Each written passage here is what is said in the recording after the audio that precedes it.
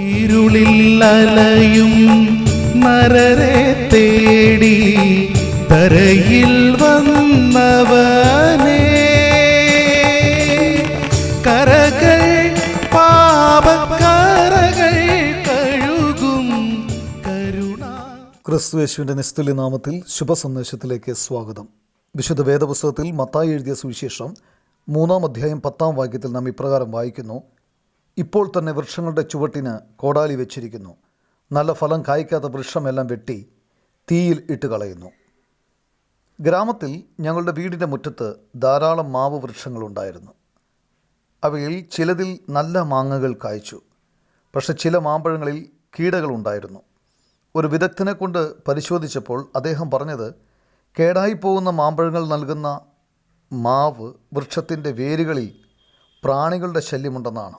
വെട്ടിമാറ്റേണ്ട വിധം അവ അഴുകിയിരിക്കുന്നു. വാസ്തവത്തിൽ ഇങ്ങനെയാണ് മനുഷ്യ ജീവിതത്തിൻ്റെയും അവസ്ഥ. അവൻ്റെ ജീവിതം പാപത്താൽ മലീമസമാക്കപ്പെട്ടിരിക്കുന്നു. അവൻ്റെ പാപത്തെ ശിക്ഷിക്കാൻ ദൈവം നരകത്തെ ഒരുക്കിയിരിക്കുന്നു. മോശം ഫലം കായ്ക്കുന്ന ഒരു വൃക്ഷത്തിൻ്റെ വേരുകൾ മുറിക്കാൻ കോടാലി വെച്ചിരിക്കുന്നത് പോലെ ദൈവത്തിൻ്റെ ന്യായവിധിയും വളരെ അടുത്താണ്. വൃക്ഷത്തിൻ്റെ വേരിനെ ചികിത്സിക്കുന്നതിലൂടെ വൃക്ഷത്തെ വെട്ടിമാറ്റുന്നതിൽ നിന്ന് രക്ഷിക്കാൻ കഴിയും. അതുപോലെ മനുഷ്യന് അവൻ്റെ പാപമോചനവും രക്ഷയും ലഭിക്കുന്നതിലൂടെ ദൈവത്തിൻ്റെ ന്യായവിധിയിൽ നിന്ന് രക്ഷപ്പെടാനാവും. മനുഷ്യൻ്റെ പാപഭാരം സ്വയം ഏറ്റെടുത്ത് മനുഷ്യൻ്റെ പാപത്തിൻ്റെ പ്രശ്നം പരിഹരിക്കുന്നതിനാണ് യേശുക്രിസ്തു മനുഷ്യാവതാരം എടുത്തത്. അവനിൽ വിശ്വസിക്കുന്ന ഏതൊരാൾക്കും പാപത്തിൻ്റെ രോഗത്തിൽ നിന്ന് മോചനം നൽകുന്നതിന് വേണ്ടിയാണ് അവൻ ക്രൂശിൽ യാഗമാക്കപ്പെട്ടത്. 3-ാം ദിവസം മരിച്ചവരുടെ ഇടയിൽ നിന്ന് ഉയർത്തെഴുന്നേറ്റത്.